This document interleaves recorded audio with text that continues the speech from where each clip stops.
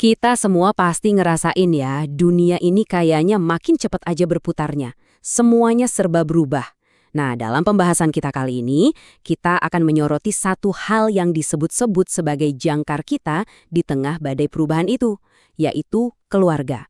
Yuk kita bedah bareng-bareng kenapa sih keluarga dianggap sebagai satu-satunya hal yang abadi. Oke, kita mulai dari mana nih?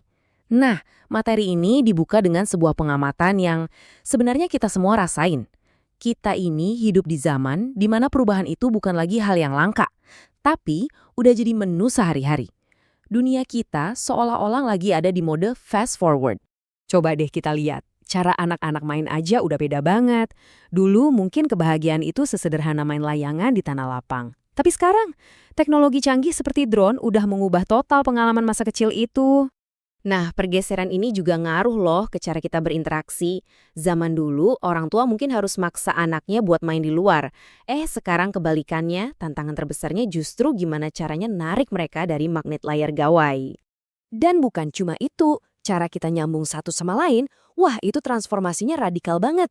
Coba deh bayangin, dalam hitungan beberapa dekade aja, kita loncat dari telepon putar yang mesti diputar-putar ke komunikasi instan yang bahkan udah pakai kecerdasan buatan. Ironisnya nih ya, perubahan ini tuh nyampe ke jantungnya kita, waktu keluarga. Sekarang ada fenomena yang unik banget, kita bisa aja duduk bareng di satu ruangan, tapi sebenarnya kita lagi ada di dunia kita masing-masing, terisolasi oleh layar kecil di tangan kita.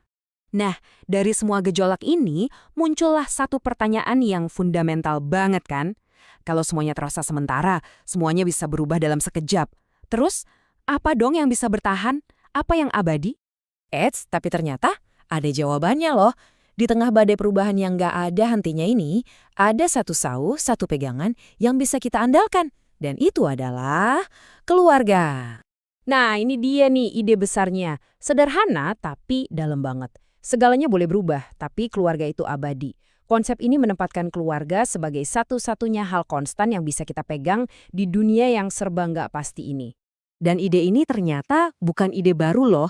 Akarnya tuh ada di sebuah ayat dari Mazmur yang lihat keluarga bukan cuma sebagai sekumpulan orang, tapi lebih dari itu. Keluarga adalah sebuah wadah utama untuk nurunin nilai dan pengetahuan dari satu generasi ke generasi selanjutnya.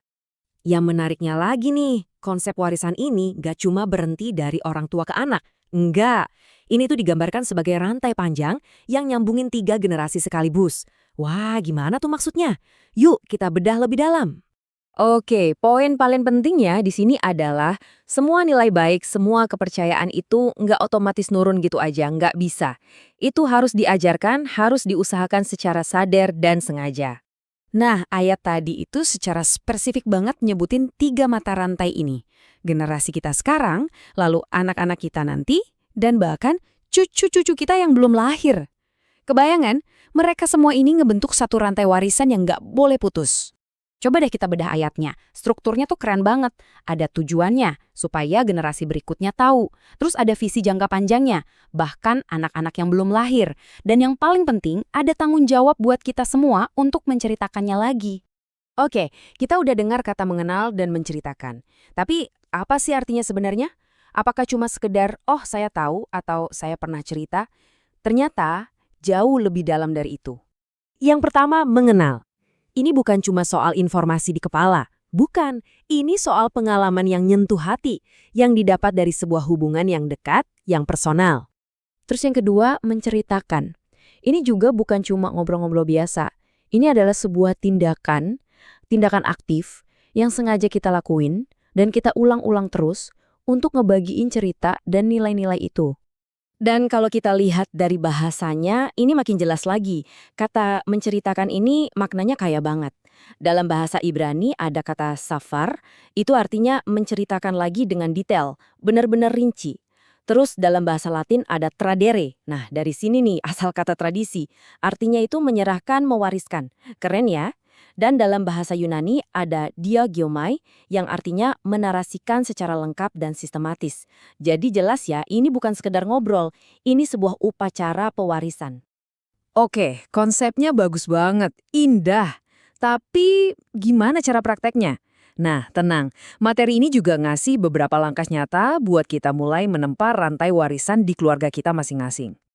Jadi ada 3 langkah praktis yang bisa kita coba. Pertama, coba deh bikin waktu atau ruang khusus di keluarga buat saling berbagi. Kedua, jangan cuma ngajarin teori, ceritain kisah nyata dari hidup kita sendiri, gimana nilai-nilai itu bekerja. Dan yang ketiga, ini yang paling penting kayaknya, jadilah teladan. Karena kan apa yang kita lakuin itu suaranya jauh lebih kencang daripada apa yang kita omongin. Nah, untuk bantu kita merenung, ada pertanyaan pertama yang diajukan ke kita semua. Apakah warisan nilai yang saya pegang ini bakal berhenti di saya aja? Ngelanjutin yang tadi, pertanyaan kedua ini lebih dalam lagi. Apakah saya secara sadar, secara sengaja, ngajarin ini ke generasi berikutnya? Atau saya cuma berharap mereka nangkep sendiri aja gitu? Dan terakhir, kita diajak buat ngaca, lihat ke dalam keluarga kita sendiri dan nanya, apakah keluarga kita ini benar-benar punya kehidupan spiritual atau nilai-nilai yang kita jalanin bareng-bareng sebagai satu tim? Coba bayangin gambar ini. Ada seorang kakek lagi cerita ke cucunya. Si cucu ini dengerin, dia nyimpan cerita itu di hatinya. Dan suatu saat nanti, dialah yang bakal jadi si kakek, yang menceritakan kembali kisah yang sama. Nah, inilah prosesnya. Rantai warisan itu lagi ditempa, lagi dibikin. Dan sampailah kita di pesan utamanya. Anda, saya, kita semua. Kita ini bukan cuma penerima warisan. Kita adalah penyalur. Tugas kita adalah jadi mata rantai yang kuat selanjutnya. Yang pastiin kalau api ini terus nyala buat generasi-generasi yang akan datang.